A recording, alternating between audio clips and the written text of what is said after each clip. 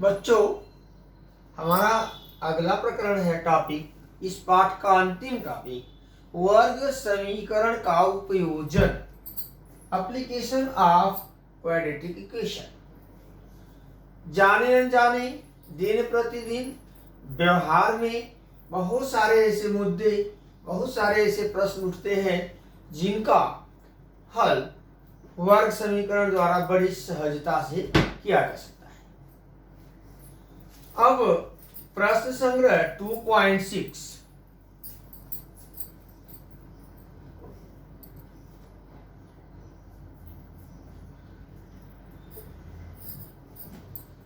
प्रश्न संग्रह 2.6। प्रश्न 1। प्रश्न क्या है, पहले इसका प्रश्न आप लोगों को अच्छे से समझना होगा। प्रश्न है कि प्रगति की 2 वर्ष पूर्व और 3 वर्ष बाद की आयु का गुणनफल 84 वर्ष है, तो उसकी वर्तमान आयु ज्ञात कीजिए। अब ध्यान दीजिएगा ये प्रश्न। आप इसे हल कैसे करेंगे? माना प्रगति की वर्तमान आयु x वर्ष है, वर्तमान आयु यानी मौजूदा, प्रेजेंट एज। कार्य प्रगति की 2 वर्ष पूर्व की आयु। देखिए 2 वर्ष पूर्व का मतलब होता है बच्चों 2 वर्ष पहले। अगर आज आपकी आयु 20 वर्ष है तो 2 वर्ष पहले 20 ऋण 2, तो आज उसकी आयु x वर्ष है, तो 2 वर्ष पूर्व प्रगति की आयु x ऋण 2 तथा 3 वर्ष बाद x धन 3 वर्ष होगी। अब प्रश्न के अनुसार कार्य इनका गुणनफल 84 है। x ऋण 2 गुणे x धन 2 बराबर 84। गुणा करेंगे तो x स्क्वायर धन x ऋण 6, x का x में गुणा x स्क्वायर, 3 ऋण 2 1 x, ऋण 2 गुणे धन 3 ऋण 6, तो x स्क्वायर धन x ऋण 6 ऋण 84, इसको पक्षांतर किया बराबर 0।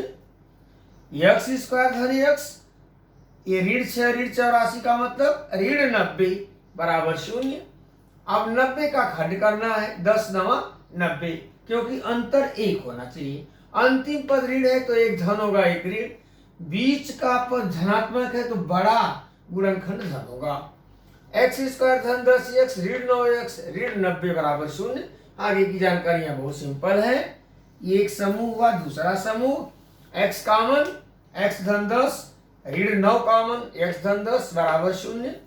x धन 10 देखिए यहाँ पे दोनों में कॉमन है, तो x धन 10 गुणे x ऋण 9 बराबर 0। इसका मतलब x धन 10 बराबर 0 या x ऋण 9 बराबर 0।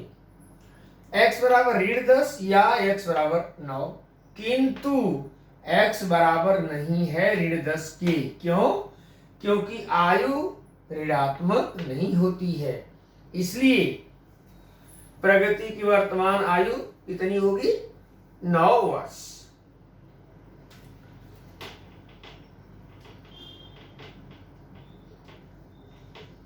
इसलिए x बराबर 9।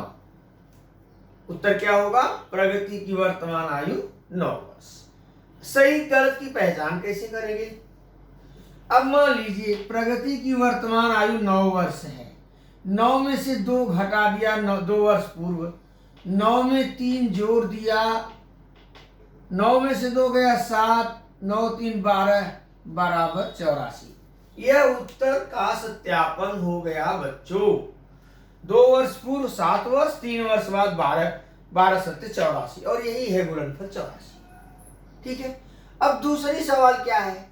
प्रश्न 2 कह रहे हैं कि 2 क्रमिक समप्राकृत संख्याओं के वर्गों का योगफल 244 है, तो वे प्राकृत संख्याएं ज्ञात कीजिए। ये आपका प्रश्न है। हल कैसे करेंगे? माना दोनों क्रमिक समप्राकृत संख्याएं क्रमशः x तथा x धन 2 है। याद रखो 2 क्रमिक समप्राकृत संख्याओं में 2 का अंतर होता है।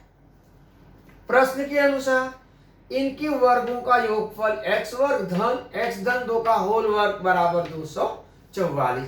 ये रहा समीकरण। x वर्ग धन x धन 2 का वर्ग x वर्ग धन 4x धन 4, पक्षांतर करके लिखा ऋण 244 बराबर 0।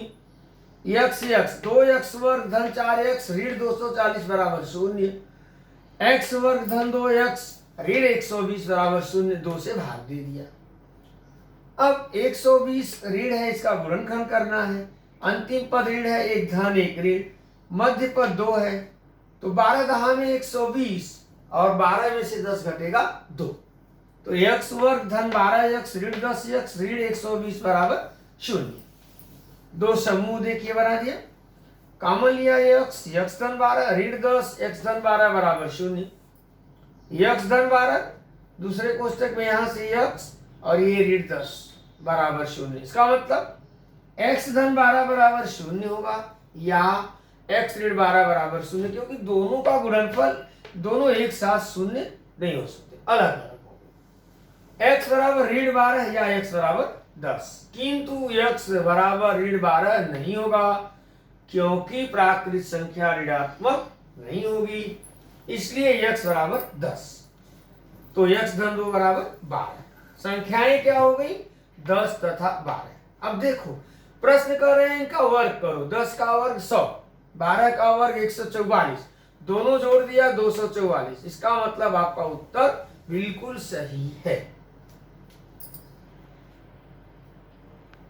प्रश्न 3 प्रश्न है, श्री मधुसूदन के संतरा के बगीचे में आड़ी कतारों में पेड़ों की संख्या खड़ी कतार के पेड़ों की संख्या से 5 अधिक है।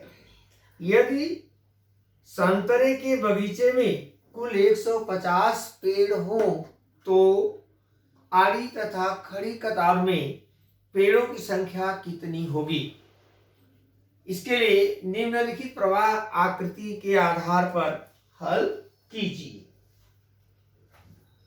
प्रवाह आकृति क्या है, माना खड़ी कतार में पेड़ x, आड़ी कतार में x बराबर, आड़ी कतार में पेड़ बराबर, कुल पेड़ों की संख्या बराबर, फिर वर्ग समीकरण बनाओ इस आधार पे, फिर x का मान ज्ञात करो, फिर खड़ी कतार में पेड़ों की संख्या कितनी होगी, उसके बाद आड़ी कतार में पेड़ों की संख्या कितनी होगी।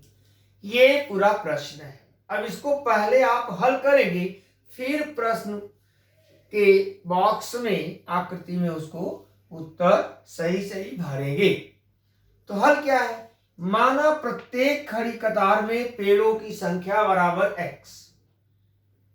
प्रश्न है कि प्रत्येक आड़ी कतार में पेड़ों की संख्या खड़ी कतार में पेड़ों की संख्या से 5 अधिक है, इसलिए आड़ी कतार में पेड़ों की संख्या बराबर x धन 5।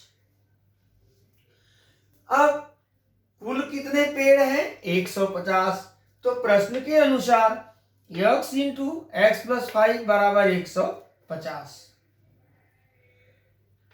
गुणा करेंगे x का x में x स्क्वायर धन x का 5 में 5x, पक्षांतर करेंगे ऋण 150 बराबर 0।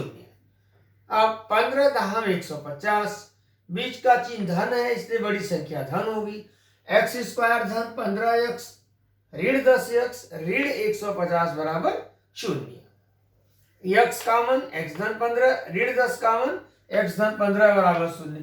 आप याद रखेंगे कभी भी गुणनखंड विधि से अगर आप वर्ग समीकरण हल करें तो यहाँ दोनों बराबर आना चाहिए। x धन 15 कॉमन लिया, x ऋण 10 बराबर 0, x धन 15 बराबर 0 या x ऋण 10 बराबर 0, इसलिए x बराबर ऋण 15 या x बराबर 10। किंतु x बराबर नहीं होगा ऋण 15 के, क्योंकि पेड़ों की संख्या ऋणात्मक नहीं हो सकती, इसलिए x बराबर 10 तथा x धन 5 बराबर 15। इसलिए प्रत्येक खड़ी कतार में 10 तथा प्रत्येक आड़ी कतार में 15 पेड़ होंगे।